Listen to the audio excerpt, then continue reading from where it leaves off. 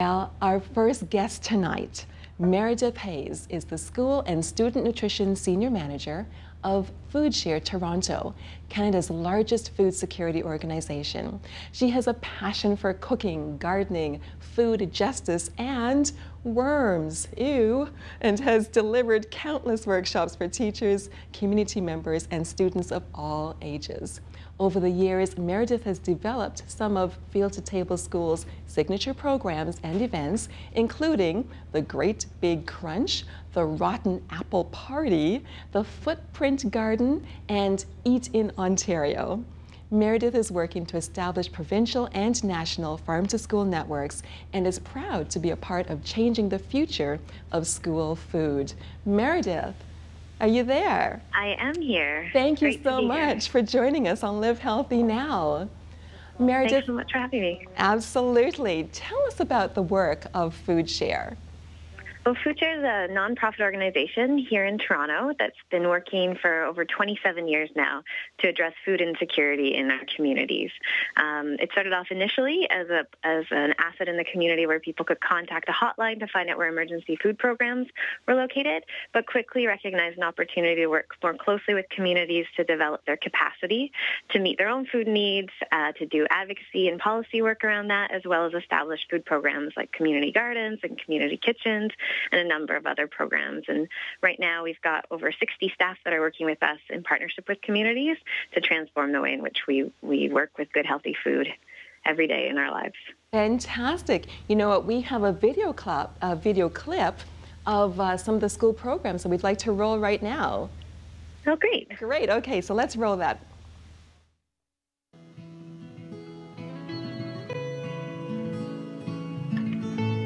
So that's our vision statement. Good, healthy food for all. I didn't know about this, and I'm still a kid, so like me taking this stuff in, I'm like, wow, like, you know, I never knew all this. This is amazing, you know?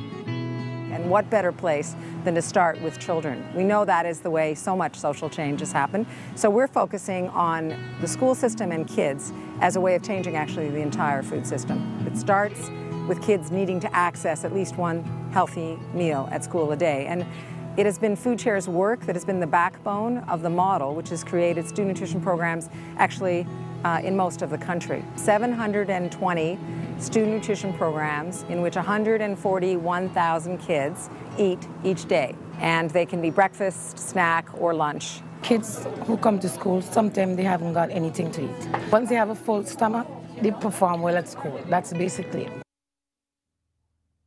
Wonderful stuff.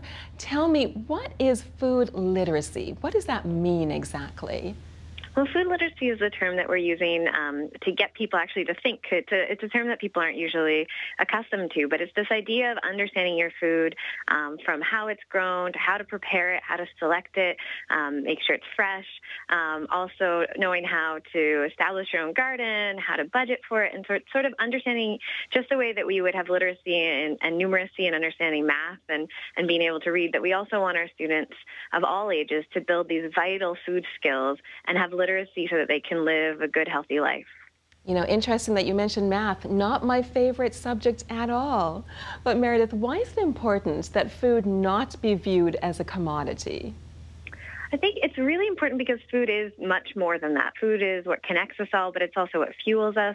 It allows us to get through our day feeling good, being able to be productive in whatever way that we'd like to. And I think what's unfortunate is that we've started to treat it as a commodity, as something that we don't engage with actively, that sort of just happens to us. And especially with children and youth, we find that they get very excited about it when engaged with it in the right way. But unfortunately, when we commodify it, it's not seen as the essential part of a healthy lifestyle that it really is. And so we're really trying to change that by making it engaging and hands-on, and that learning about food is something to get excited about and then hopefully establish these lifelong habits of eating well. I love seeing children get excited about food, absolutely. Now, how do we go about making the right to food a reality? I mean, that's a difficult thing, but I think a big part of the work that we do is both demonstrating what's possible and what's exciting about food and what we can celebrate, what we can do in our own communities, but then we also need to follow that up with supportive policies at all levels. So whether we're talking about a school adopting policies at the board level, or we're talking about at our city levels and municipal with provincial support, and then federal, we need all levels of government, all parts of our communities to get behind this and make sure that food is a right and that we acknowledge that and we put together the policies and protocols in place to allow people to have access to food that's both appropriate to them, that's affordable, that's available in their own communities and they can get to it easily, that's in line with their cultural needs and their beliefs. And I think that we have a lot of people that see that need and a lot of people that are doing amazing work on the ground to make that a reality. Now, Meredith, you mentioned something about food that's appropriate for people.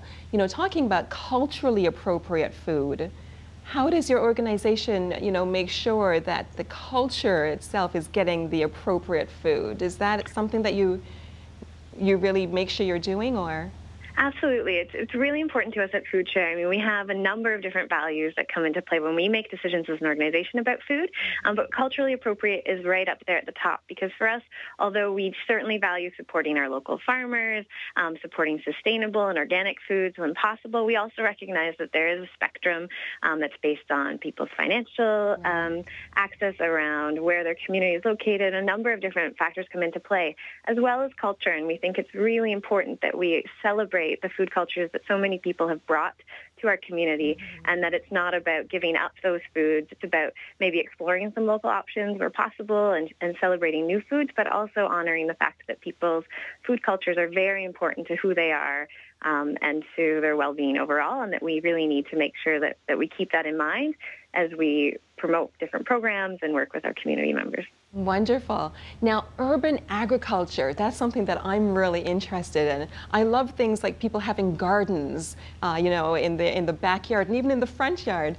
But there's something on your website that says urban agriculture can be increased through the development of underutilized public and private land within the GTA.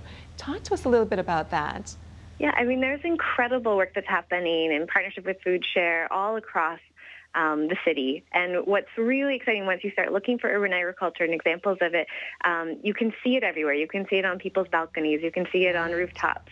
There's an amazing new project that we're a part of where we've got 8 acres of land actually up in the Jane and Finch community that's there, and it's going to be cultivated as a community farm project that you wouldn't even know was there when you drive past it. But actually behind those beautiful little lot of woods, there's this huge potential. And so we're so excited about people making creative use of space because we do need to think about food security in this community. And if we can be that much more connected to the land, then we're likely to consume more good, healthy fruits and vegetables and lots of other sort of valuable outcomes come from that, as well as just immediate satisfaction of food insecurity needs that are here in the community. Wonderful. So are you all doing anything with schools directly with respect to gardens at schools? Absolutely. I mean, we've seen a huge, it's interesting as we see a shift in adults and a passion and a new interest in good, healthy food. We also see that bubbling up in the schools. And we think it's really important to lay the foundation there. And the foundation of good, healthy food starts with good soil. And so we've been working for a number of years now establishing school food gardens in the city. One of our most exciting projects is a partnership with Bendale BTI, which is located at Lawrence and Midland in Toronto. Oh, yeah. We've got a half-acre market garden there where students are actually growing the food with the horticulture program, incorporating into their culinary arts program, providing fresh produce to local student nutrition programs, learning about marketing and preserving and all sorts of wonderful stuff. And we're starting a similar project with a 16,000 square foot rooftop garden at a school, Eastvale, in the Girard area. And we're so excited about that potential, too, when we talk about underutilized space. This is a rooftop that right now isn't being used for anything, and soon will be a flourishing garden. So we're really excited about that opportunity. Oh, that is so fantastic. Meredith, it's been wonderful to talk to you. We're going to have to go to break, but can you give us your contact information? Where can people find you all? Absolutely. So one of the best places to find out more about us is at our website, www.foodshare.net, as well as you can call us at 416-363-6441 to learn more about all of the programs we have. And are you on Facebook and Twitter? Absolutely. We are all over those things. Fantastic. So just Great. Food Share Toronto on Facebook and Twitter. Excellent. Thank you so much for being on our show this evening, Meredith. Thank you Keep so up much. that great work. Well, you can give us a call if you've got any questions, 416-446-7090, or tweet us at VegBev. We'll be right back.